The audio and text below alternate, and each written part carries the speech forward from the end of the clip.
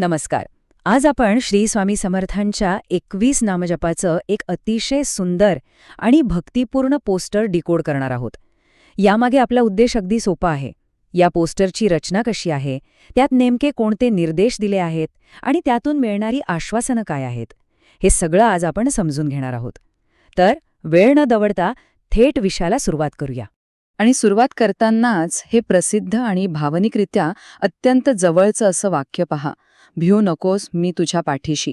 हे फक्त एक वाक्य नाहीये, तर एक प्रचंड मोठा आधार आहे.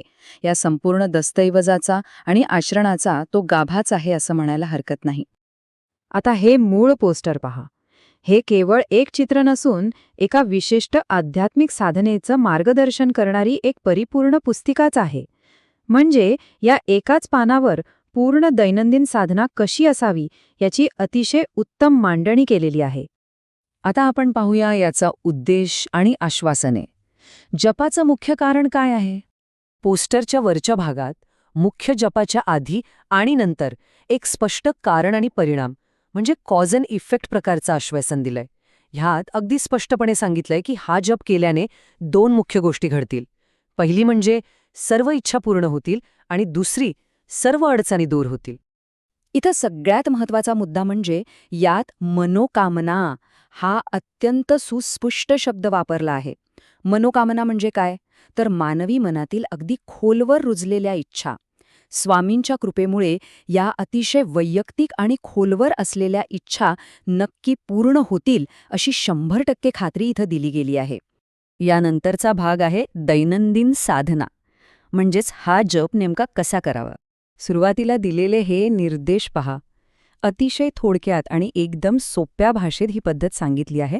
दररोज सकाळी किंवा संध्याकाळी पूर्ण श्रद्धेने या 21 नावांचा जप करा. बस एवढेच निर्देश आहेत. यात कोणतीही क्लिष्ट प्रक्रिया नाहीये. तर ही एक अत्यंत सुलभ आणि कोणालाही सहज आचरता येईल अशी दैनंदिन पद्धत आहे. आता वळूया या 21 नावांच्या शोधाकडे. यात दडलेल्या स्वामींच्या रूपांची ओळख आपण पाहूया. आता यात खरंच एक रंजक गोष्ट अशी आहे की ही नावे त्यांना एका विशिष्ट भौगोलिक ठिकाणी आणि परंपरेशी जोडतात. उदाहरणार्थ अक्कलकोट निवासीने हे नाव त्यांना अक्कलकोट या स्थानाशी जोडतं, तर दत्तात्रेयाय हे नाव त्यांना दत्तात्रेय परंपरेशी जोडतं. त्यासोबतच योगीराजाय आणि सद्गुरवे यांसारख्या उपाध्या त्यांचं पृथ्वीवरील श्रेष्ठत्व अगदी स्पष्टपणे दर्शवतात. पण पुढे पाहिलं तर आपल्या लक्षात येतं की ही शब्दरचना त्यांना केवळ एका विशिष्ट प्रदेशातील गुरु म्हणून मर्यादित ठेवत नाही, तर एक विश्वव्यापी आणि सर्वव्यापी शक्ती म्हणून समोर आणते.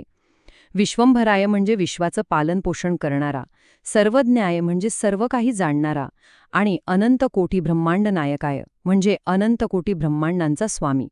विचार करा, ही नावे त्यांची अथांग आणि अनंत अशी विश्वरूप शक्ती किती प्रभावीपणे व्यक्त करतात. आणि अशा या विश्वरूप नावांच्या सोबतच काही अशीही नावे आहेत जी अत्यंत जवळीक आणि प्रेम दर्शवतात, जसं की भक्तवत्सलाय, कृपानिधेय, आनंददाय आणि भक्ताभयप्रदाय. ही नावे श्री स्वामी समर्थांना एक अत्यंत दयाळू, भक्तांवर भरभरून प्रेम करणारी आणि त्यांना भयमुक्त करणारी शक्ती म्हणून पुढे आणतात. एका बाजूला अनंत कोटी ब्रह्मांडाचा स्वामी आणि दुसऱ्या बाजूला भक्ताला अगदी जवळ करणारा वत्सलदेव. हा किती सुंदर संगम इथे कायला मिळतोय. या 21 नावांमध्ये आणखी एक अत्यंत महत्त्वाचं नाव आहे, ते म्हणजे विघ्नहर्त्रे. विघ्नहर्त्रे म्हणजे सर्व अडचणी आणि संकटे दूर करणारा. आता आठवा, मगाशी आपण पाहिलं होतं की पोस्टरच्या सुरुवातीला आणि शेवटी अडचणी दूर होतील असं जे मुख्य आश्वासन दिलंय, त्या आश्वासनाचा आणि या नावाचा कसा थेट भाषिक संबंध आहे हे आपल्याला इथे अगदी स्पष्टपणे दिसून येतं. आणि यातून एक अतिशय सुरेख गोष्ट समोर येते, ती म्हणजे विघ्नहर्त्रे आणि दुःखभंजनाय या 2 नावांतील फरक. विघ्नहर्त्रे हे बाह्य जगातील म्हणजेच भौतिक अडचणी दूर करण्यासंदर्भात आहे, तर दुःखभंजनाय हे आतल्या म्हणजेच आंतरिक आणि भावनिक दुःखांचा नाश करण्याबद्दल आहे.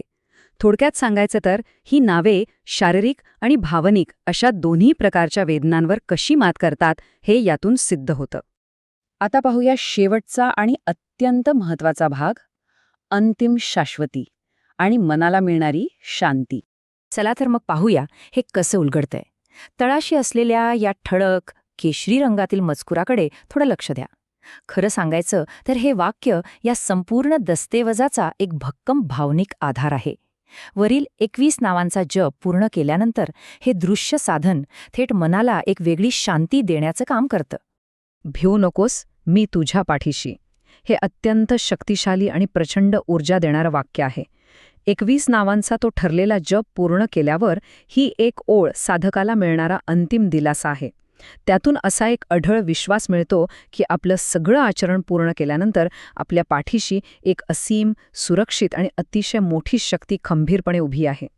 आणि नेमका येथूनच एक विचार करायला लावणारा प्रश्न निर्माण होतो. एक ठरलेली 21 टप्प्यांची दैनंदिन साधना आणि त्यासोबत आलेलं संरक्षणाचं हे अगदी ठोस आश्वासन, जेव्हा या दोन गोष्टी एकत्र येतात तेव्हा त्याचे आचरण करणाऱ्याला किती सखोल मानसिक दिलासा आणि आधार मिळत असेल. एक संरचित नियम, अफाट श्रद्धा आणि आधाराची मानवी गरज, या तिन्हींचा हा किती सुरेख संगम आहे, नाही का? याच सखोल आणि सकारात्मक विचारासोबत आपण आजची ही माहितीपूर्ण चर्चा इथेच थांबूया.